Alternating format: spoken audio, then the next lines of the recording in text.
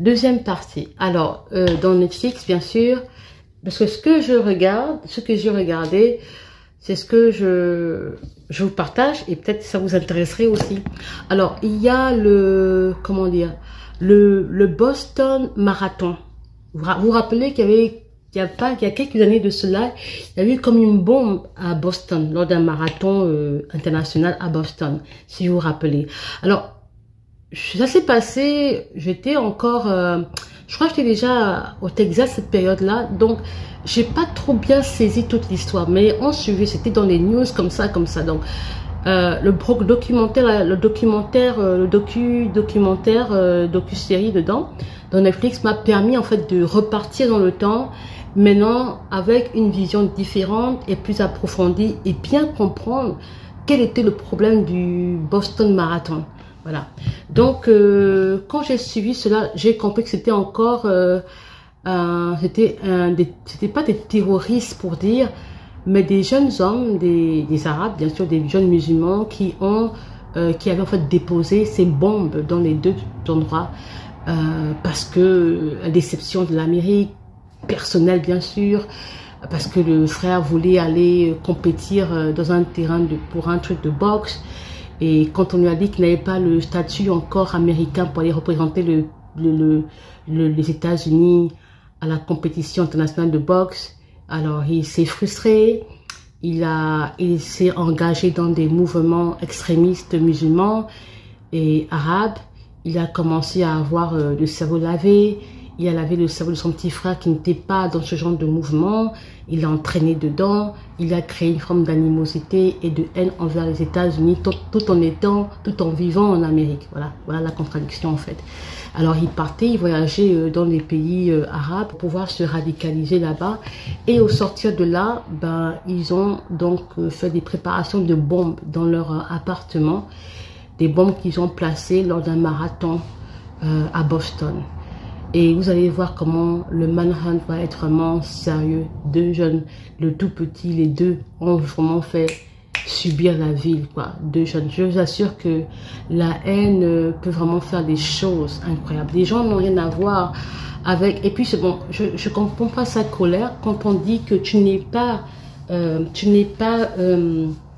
même de pouvoir, tu n'es pas encore dans le statut de pouvoir représenter un pays. Mais je me suis dit, il voulait représenter l'Amérique au plan national et international, mais il détestait l'Amérique en même temps. C'est quand même contradictoire.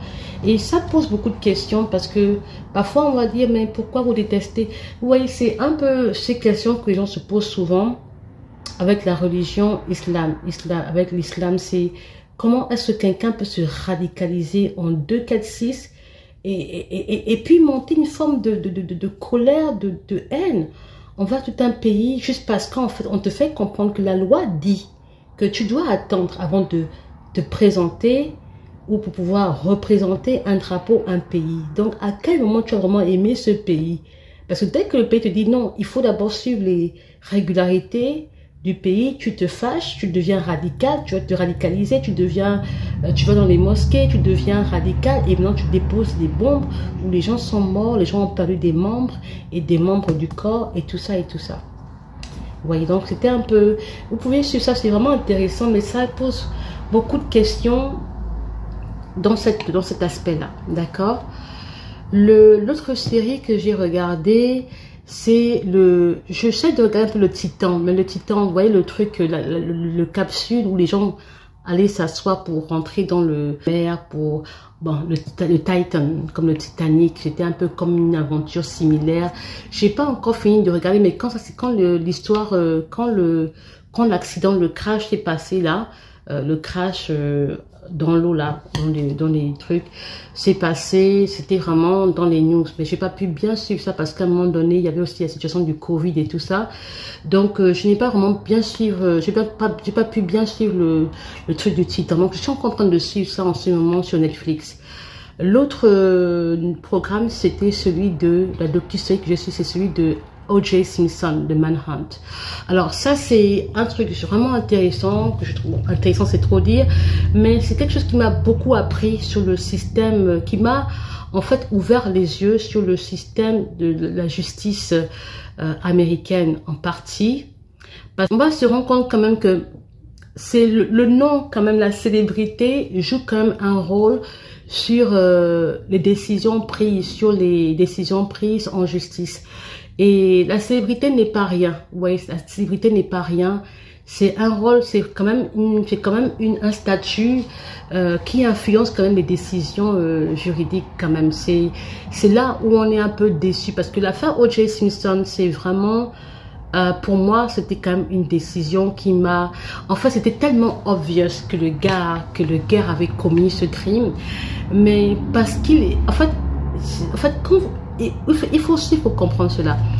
C'est là où vous voyez comment est-ce que le problème de la race joue un rôle très tricky. Parce qu'ils ont utilisé la situation de la race noire comme étant la race qui a été opprimée. Parce que les avocats ont joué sur l'événement qui s'était passé pas très longtemps, du noir américain qui avait été frappé par les policiers de Los Angeles à cette période-là. Ouais.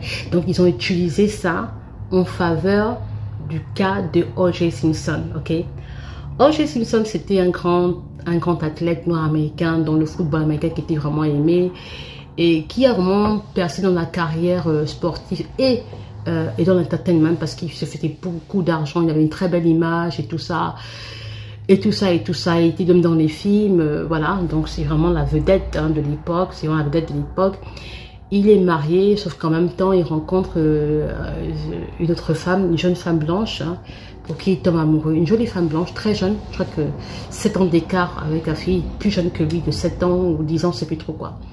Alors, il rencontre, il tombe fou amoureux d'elle, finalement, il laisse sa femme, il épouse la femme blanche en question avec qui il commence la vie. Elle, c'est vrai qu'elle était mariée à l'époque, mais bon, tu sais, hein, elle était vraiment naïve, elle est tombée folle amoureuse de lui et tout ça. Alors, la relation s'avère être une relation abusive avec le temps, bien qu'ils aient des enfants ensemble. Il la battait vraiment violemment, il était violent, il a insulté, il l'a accusé de tout. Et à la fin, ils ont divorcé. Ils divorcent. Et puis un soir, la femme rentre chez elle d'un restaurant avec sa famille et elle se rend compte qu'elle a oublié une paire de lunettes, ses paires de lunettes de vue au restaurant où elle était.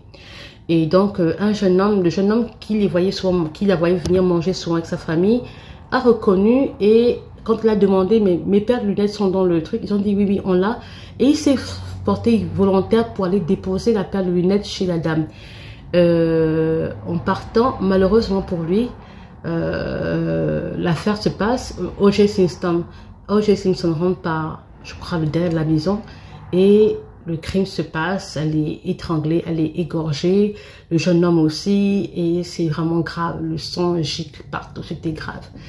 Et en fait, vous allez voir je ne vais pas raconter tout, mais vous allez voir que dans la docu-série, il y a beaucoup d'éléments qui ont été omis, certainement intentionnellement, je ne sais pas, mais vraiment, vous allez voir qu'il y a eu beaucoup d'erreurs dans le cas, dans la procédure judiciaire du cas de O.J. Simpson.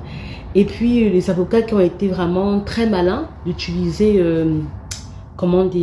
la situation de la race et tout ça en sa faveur.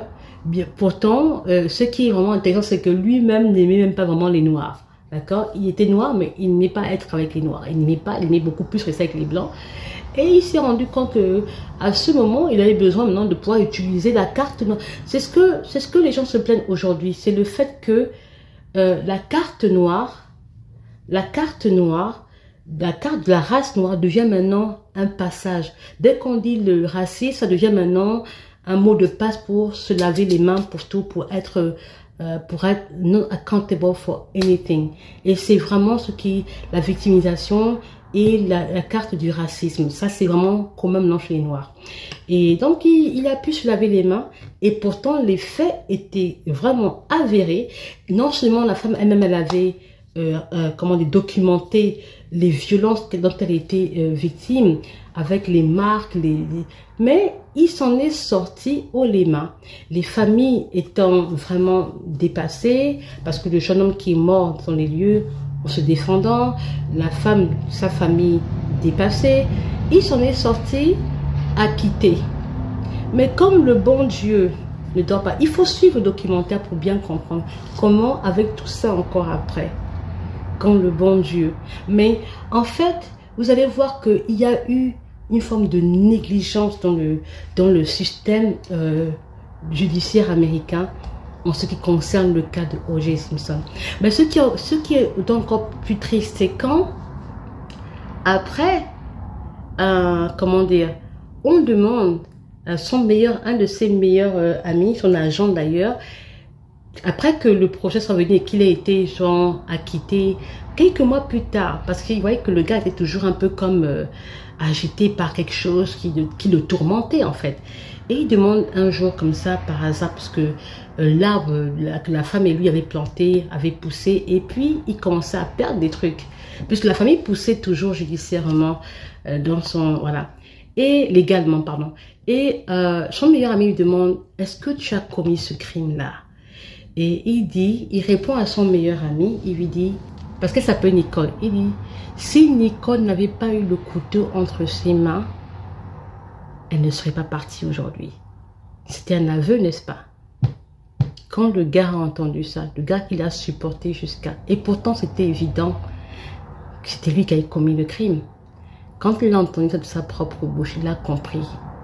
Il s'est retiré. Quelques temps plus tard, il a fait un scandale là-bas à Las Vegas. Il a arraché ses trucs, des gens qui avaient acheté ses trophées, ses trucs. Il est allé faire le fou là-bas. On l'a attrapé. Mais ce qui est triste, c'est que O.J. Simpson, il est parti en prison après ce scandale qu'il a fait à Las Vegas. Il est allé en prison. Violent, très violent et tout ça. Mais après, il a vécu, puisque c'est un documentaire très récent, hein, puisque O.J. Simpson est mort il n'y a pas très longtemps là. Le documentaire aussi vient de sortir il n'y a pas longtemps. Puisqu'ils ont même montré la période où il est sorti de la prison, tout ça. Donc c'était vraiment récent. O.J. Simpson est sorti de la prison il n'y a pas longtemps. Je me rappelle quand il est sorti de la prison. Il était dans les réseaux sociaux, tu vois, il était dans les réseaux sociaux, il parlait. Mais ce qui est triste, c'est que la femme n'a pas pu voir ses enfants grandir. Lui, il a vu ses enfants adultes. Lui, il a vu ses petits-enfants. Lui, il est mort entouré de sa famille. La femme, elle est morte seule dans la violence. Parfois, la vie, c'est triste, quoi. C'est triste, en tout cas. L'autre docu-série que je suis en ce moment, j'ai suivi aussi le 11 septembre, d'accord, 9/11. J'ai fini de suivre ça parce que je voulais voir à peu près comment, parce que j'ai vu beaucoup de documentaires sur 9/11, bien sûr, sur le 11 septembre. Mais bon, comme par hasard, parce que j'aime bien m'instruire, m'informer, je voulais voir encore d'autres documentaires concernant ce jour-là, d'autres documentaires un peu plus approfondis sur les gens qui ont vraiment vécu 9/11, comment ça s'est passé, ceux qui ont vécu, ceux qui ont survécu, en fait, les survivants. Et tout ça, la tour de contrôle et tout ça. Donc, j'ai suivi ça encore. Et là, en ce moment, je suis en train de suivre le Vietnam War. Voilà. Parce que c'est quand même intéressant de suivre la guerre du Vietnam, le Vietnam War. Et j'en apprends tellement, parce qu'on apprend ça, au lycée, bien sûr, mais au lycée, on n'apprend pas ça en profondeur, comme là, par exemple, dans le documentaire. J'apprends un peu plus de détails sur la guerre du Vietnam, ok, de Vietnam War. Et c'est vraiment intéressant. Parce qu'à la fin, je pensais au départ que John F. Kennedy n'était pas pour la guerre du Vietnam. Parce qu'au départ, c'est ce que j'ai l'impression qu'on te fait d'abord penser. Mais dans ce documentaire-là, on voit bien qu'il n'était pas tant pour, mais quelque part, les prises de décision ont emmené les États-Unis dans la guerre du Vietnam. D'accord? C'est quand Lyndon B. Johnson va rentrer que la guerre est complètement enclenchée. Il rentre, mais c'était une décision vraiment catastrophique. Mais quand on voit en fait la guerre du Vietnam, quand on voit en fait le truc, c'est bon. Le Vietnam était séparé en deux parti donc South Vietnam et North Vietnam. Donc North Vietnam, c'était North Vietnam, c'était les communistes, tu vois, Ho Chi Minh, vous voyez, le leader était Ho Chi Minh. Et en bas, c'était South Vietnam, ils ne voulaient pas les communistes, d'accord? Ils ne voulaient pas ce système communiste qui aussi quelque part les oppressait. C'est là que ça devient compliqué parce que l'Amérique, je crois, intervient comme, jusqu'à l'époque, c'était, n'oublions pas qu'on parle ici de la guerre froide, donc c'était, on combattait le communisme, eux ils combattaient le communisme et tout ça, le capitalisme et tout ça, c'était donc c'était deux forces qui se combattaient indirectement, d'accord? Mais bon, dans la guerre du Vietnam, ils sont venus sur les lieux. Mais c'est intéressant de regarder un peu, d'avoir un petit aperçu de la vie de Ho Chi Minh, parce que on voit que Ho Chi Minh ne sort pas de nulle part. Il y a une histoire, vraiment une longue histoire sur comment Ho Chi Minh devient un leader imposant dans la guerre du Vietnam, dans le Nord Vietnam, et comment est-ce qu'il va se lier avec les Mao Zedong de la Chine communiste de l'époque, et puis de Soviet Union, je crois. Bon, maintenant, mis à part cela, le gouvernement du South Vietnam, qui était en compagnie, qui était en fait soutenu par les États-Unis, qui avait donc un président, je crois que c'était Diem Pho Nguyen, qui était en fait, bon, il n'était pas marié, il avait un frère général, et qui était mariée à une femme qui était dans la politique, une vietnamienne qui vraiment était, on appelle ça une femme qui a une très grande bouche en partie. Et c'est intéressant de voir comment est-ce que la résistance bouddhiste a aussi contribué dans la guerre du Vietnam. Je sais pas comment, dans les changements politiques qui ont vraiment mené dans la guerre du Vietnam. Vous voyez? Parce que la guerre n'est pas venue de but en blanc. Il y a eu, après, quand il y a eu la chute de ce gouvernement, il y a eu un enchaînement de putsch militaires. Et puis de trucs comme ça. Parce que le premier président a été tué, hein, avec son frère, à coups de couteau par des gens proches, des généraux proches qu'il connaissait. Et l'Amérique était plus ou moins, quand on lit le documentaire, était plus ou moins impliquée dans cette, c'était une forme de trahison, parce que ce régime-là comptait sur les Américains pour le protéger quand il y a eu le soulèvement de le South Vietnam, mais en même temps ils n'ont pas été là pour le protéger. Bon, c'est intéressant de voir ça parce que en fait l'Amérique aussi ne reste pas, quand on regarde, parce que quand le vice-président de LBJ prend le pouvoir, il veut se retirer, non c'est Nixon, il veut en fait, LBJ veut se retirer, mais ça devient compliqué. Pourquoi ça devient compliqué? Parce que Nixon promet au peuple qu'ils vont quitter la guerre du Vietnam. Mais finalement, l'Amérique ne quitte pas la guerre du Vietnam. Pourquoi? Parce qu'en fait, les forces vietnamiennes du Sud-Vietnam disaient avoir besoin d'aide des États-Unis. Donc, ça devenait complexe. Mais si vous voyez le climat de terreur qui aussi se répandait à l'époque de Nixon, quand les gens ont commencé à protester contre la guerre du Vietnam. Et c'est là où les guerres, en fait, c'est d'abord des combats d'idéologie, mais aussi psychologiques. Il y a beaucoup de mensonges qu'on ne dit pas au peuple. D'accord? C'est comme ça qu'on découvre depuis Lyndon B. Johnson qu'il y a eu beaucoup de faits qu'on reportait qui n'étaient pas vrais sur le terrain. C'est comme ça que beaucoup de journalistes partaient sur place et quand ils revenaient de là vraiment déçus, mais aussi choqués de comment est-ce que les gens mouraient pour une cause, mouraient comme ça, des jeunes allaient mourir, 17, 18, 19, 20 ans, allaient mourir pour la guerre du Vietnam. Mais pourquoi? Et en même temps, on mentait au peuple, aux États-Unis, que ça se passait bien, que l'Amérique gagnait. L'Amérique ne gagnait pas. L'Amérique ne voyait que du feu. D'accord? Bon, on en parlera plus tard. J'irai un peu dans les détails plus tard par rapport à la guerre du Vietnam. C'est vraiment intéressant de voir comment est-ce que